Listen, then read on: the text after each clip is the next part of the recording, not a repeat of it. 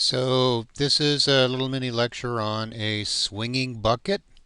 This is the lab that we did in class where you put a tennis ball inside a bucket and you swing it around uh, sufficiently fast to keep the ball in the bucket even when it's in the upward position, and a Ferris wheel. So a Ferris wheel, the seat remains in the same orientation and goes around in that orientation around a circle at uniform speed. So both of these, the assumption is you're um, either the ball in the bucket or the person in the Ferris wheel chair is executing uniform circular motion. So let's talk about the swinging bucket first. So I have a free body diagram for the position at the top of the vertical circle trajectory, and at the top the free body diagram indicates that there is a downward mg weight and a force of the bucket pushing the ball downward. The acceleration is always also in the downward direction because it must be in that direction from um, uniform circular motion, and so we can write ma is equal to mg plus n top. They're both all in the same direction. A is r omega squared, so m times r omega squared is equal to mg plus n top. And then n top then is mr omega squared minus mg. When you go to the bottom position now, the acceleration is pointing anti-parallel to what it was on top. It's pointing towards the center of rotation, again as it must because of uniform circular motion, centripetal acceleration. And you have a downward mg, which is the weight, and an upward n bottom of the bucket pushing on the ball. And so clearly ma is nbot minus mg. The minus sign here signals the fact that mg is in the opposite direction from nbot. And again, a is equal to r omega squared. So mr omega squared is equal to nbot minus mg.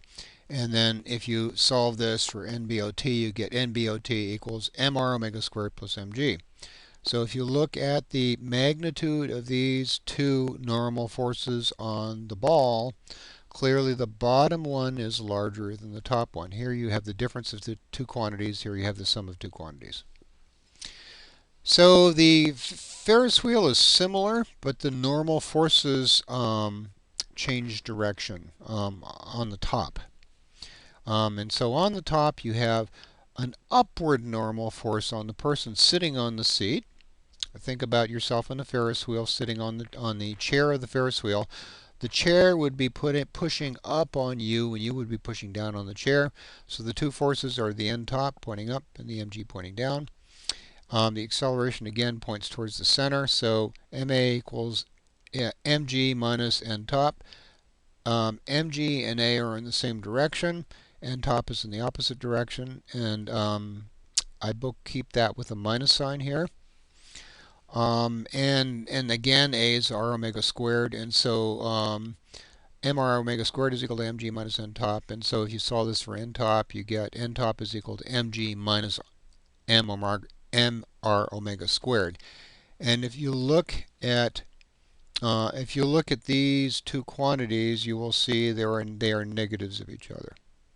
So where the n top here is down, the n top here is up.